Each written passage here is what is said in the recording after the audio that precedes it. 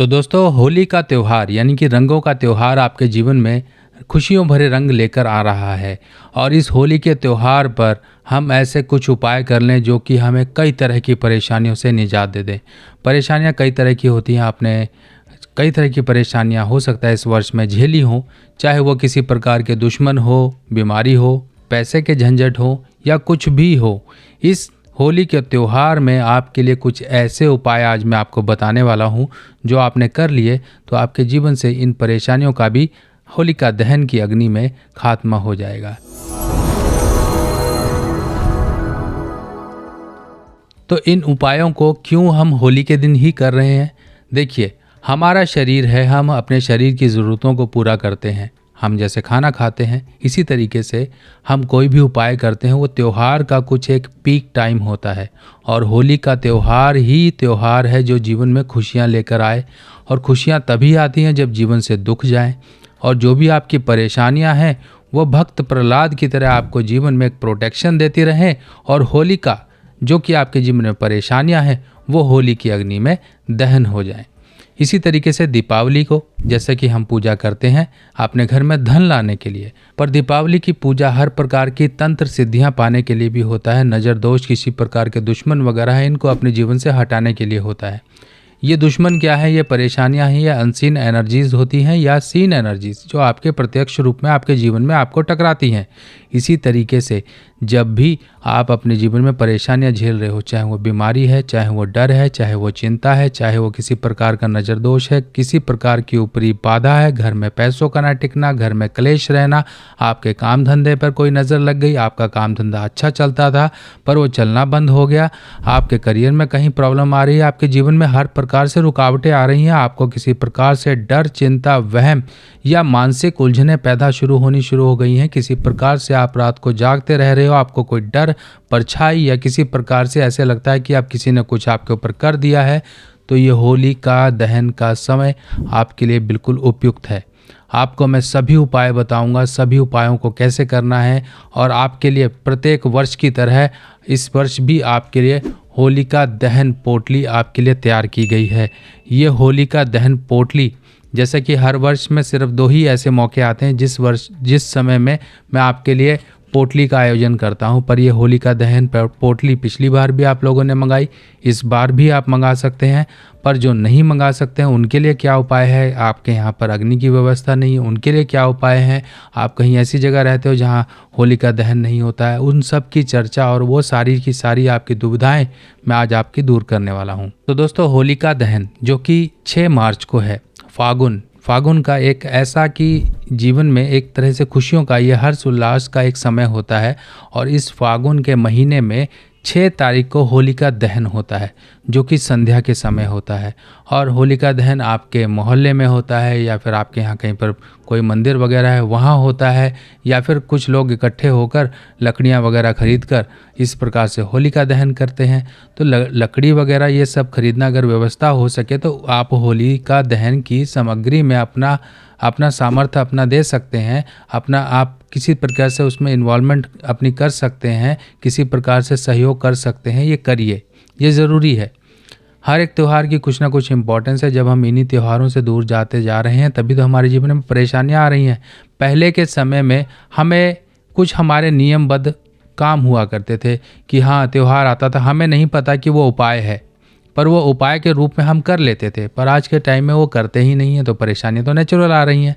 पहले के समय में होली आती थी तो मीठा हो गया, गन्ना हो गया, लकड़ी हो गई, ये सब हम करते थे। अगर हम इन सभी को कारक वस्तुओं को ग्रहों से जोड़ के देखें तो ये आपके ग्रह हैं।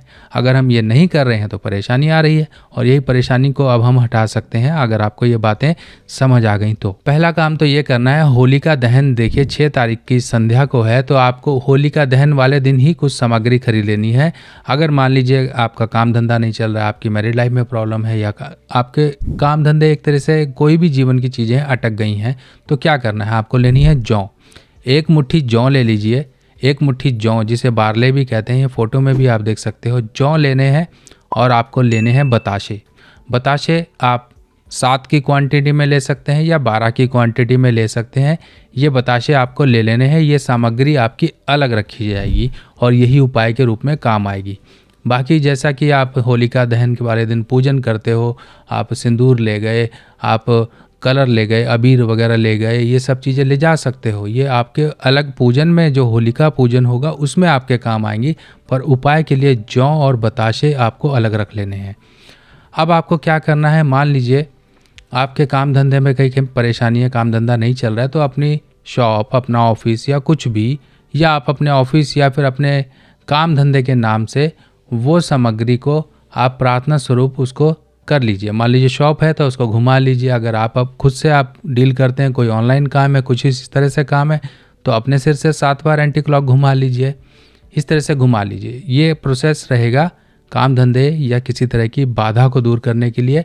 आपके ऊपर किसी प्रकार से दुश्मन आपको परेशान कर रहे हैं, तब आपके झंझट फालतू के खड़े हो गए हैं, कोई भी काम नहीं बन रहा है, तब बीमारी आ गई है, तब आपको इस तरह से काम करना है। अपने सिर से 7 बार एंटी क्लॉक से घुमा लेना है। मान लीजिए शादी नहीं हो रही है या फिर वैवाहिक जीवन में परेशानी आ रही है, नज़र आपको लग रही है, किसी प्रकार से डर हो रहा है, रात को नींदें नहीं आ रही हैं, कोई अनजाना डर, साया या किसी तरह की परछाई दिखाई दे रही है, घर से बीमारी नहीं जा रही है, घर का कोई व्यक्ति बहुत ज़्यादा बीमार है, आपको जौ और बताशे का उपाय करना है। 7 बार घुमा लीजिए। बाकी जो पूजन सामग्री है उसके नाम से, अगर वो व्यक्ति जा सकता है होलिका दहन जहाँ होती है वहाँ चला जाए, नहीं जा सकता है तो घर का कोई मेंबर जाए। ये सामग्री उस होलिका दहन में पहले तो पूजन करेगा, उसके बाद पूजन जो भी आप सामग्री आपके पास है, अबीर, गुलाल, बताशे, जो भी चीज़ आप लेके गए हैं वो आप चढ़ा दीजिए, अपनी प्रार्थना करिए। उसके बाद वो जो सामग्री जौ और बताशे थे, इसको अग्नि में एक बार में ही आपको फेंक देने हैं। चाहे किसी कागज़ में लपेट लीजिए, चाहे लाल कपड़े में लपेट लीजिए, किसी में भी आपको डालकर फेंक देने हैं। और ये काम आपने कर लिया और उसके बाद आप जब वहाँ से चलो तो वहाँ की थोड़ी सी राख लेकर आ जाइए। राख जो होलिका जहाँ जो प्रज्वलित हुई है उसके आसपास थोड़ी सी राख पड़ी होगी, थोड़ी सी राख लेकर आइए और उस व्यक्ति के, जो व्यक्ति पीड़ित है, जिसके लिए उपाय किया गया है, उसके माथे पर इसका तिलक लगा दीजिए। और ये राख आपने ज़्यादा लेकर घर में नहीं रखनी है। वर्ष वर्ष त्यौहार आता है तो वर्ष वर्ष ये प्रोटेक्शन करते रहेंगे, कोई प्रॉब्लम नहीं है। ये कर लिया। अब मान लीजिए कि कई लोगों को लगता है कि हम ये सामग्री प्रॉपर, यानी कि देखिए छोटी मोटी परेशानी है तो छोटे मोटे ये इस उपाय से आपकी दूर हो जाएगी। फिर भी आपको लगता है कि मेरी परेशानी जटिल है और मैं प्रॉपर तरीके से या सिद्ध अभिमंत्रित तरीके से ही इस उपाय को करना चाहता हूँ, अपनी परेशानियों को हटाना चाहता हूँ, तो उसके लिए व्यवस्था तो आपके लिए कर ही रखी है कि ये पोटली जो होलिका दहन पोटली है, होली पोटली के नाम से भी आप जानते हो इसे, ये आप मंगा सकते हो। और अभी समय है, अभी समय है तो आप अपने टाइम पर एड्रेस पर मंगा लोगे तो आपके एड्रेस पर सही समय पर पहुंच जाएगी और अपना उपाय भी कर लोगे। सिंपल तरीका है। बीमार है, कुछ भी है, सिर से 7 बार घुमाइए एंटी क्लॉक, और जो आपकी पूजा सामग्री की थाली आपके पास है, पहले होलिका पूजन करिए, उसके बाद इस पोटली को सीधा का सीधा अग्नि में फेंक दीजिए। आपका उपाय हो गया। अब इसके अंदर कुछ सामग्रियां होती हैं जिनको सिद्ध किया जाता है, प्रॉपर तरीके से होली के लिए तैयार किया जाता है, जो कि आपकी अनेक प्रकार की बाधाएं दूर कर सकता है। आपको दोनों तरह से तरीके बता दिए गए हैं। 2 तरीके में से जौन सा आपके मन को भाए, जिस तरीके से आप आगे बढ़ना चाहते हो वो कर सकते हो। और ये करने मात्र से ही कई लोगों को, देखिए हो सकता है कि आप लोग पोटली ना मंगा पाओ, तो इसके लिए मैंने दूसरा रास्ता भी बता दिया। हो सकता है कि आप चाहते हो कि मैं अपनी परेशानियाँ, मेरी परेशानियाँ जटिल हैं तो मैं जटिल परेशानियों का प्रॉपर तरीके से पोटली मंगाकर ही उपाय करूं। बहुत से लोगों ने मंगाई, उनको काफ़ी बेनिफिट हुआ और वो इस वर्ष भी ऑर्डर कर रहे हैं। और आप लोगों को भी इन्फॉर्मेशन दी जा रही है, जिन लोगों ने पिछली बार नहीं मंगाई है वो मंगा सकते हैं और ये करिए। लाल किताब की सभी सामग्री अब आप मेरी व्हाट्सएप कैटलॉग पर आसानी से देख सकते हैं और आप अपने एड्रेस पर मंगवा भी सकते हैं। इसके साथ साथ अब बात करते हैं हस्बैंड वाइफ के रिलेशन की, या फिर जो लोग लव अफेयर्स में हैं, लव जिनका चल रहा है, कहीं उनको सक्सेस नहीं मिल रही है, वो कहीं ना कहीं अपने प्यार में पीछे हैं या वैवाहिक जीवन में कहीं ना कहीं टकरार है, तो फागुन का महीना होता ही है प्यार बढ़ाने का। और इस फागुन के महीने में आप हस्बैंड वाइफ प्यार में ज़रूर एक दूसरे को गुलाल लगाएं। अब गुलाल या तो पत्नी सबसे पहले सुबह उठते ही गुलाल लेकर अपने पति के मुंह पर, चेहरे पर लगा सकती है और बाकी फिर अपने घर परिवार के जो लोग हैं उनको लगाकर उनके पैर छूकर आशीर्वाद लें। हस्बैंड भी अपनी पत्नी को लगाए और एक दूसरे को गिफ्ट ज़रूर करें। ये समय प्यार बढ़ाने का है, तो प्यार बढ़ाने के लिए अगर आपकी व्यवस्था है, पैसे हैं आपके पास, तो आप हीरा हस्बैंड वाइफ एक दूसरे को गिफ्ट करें।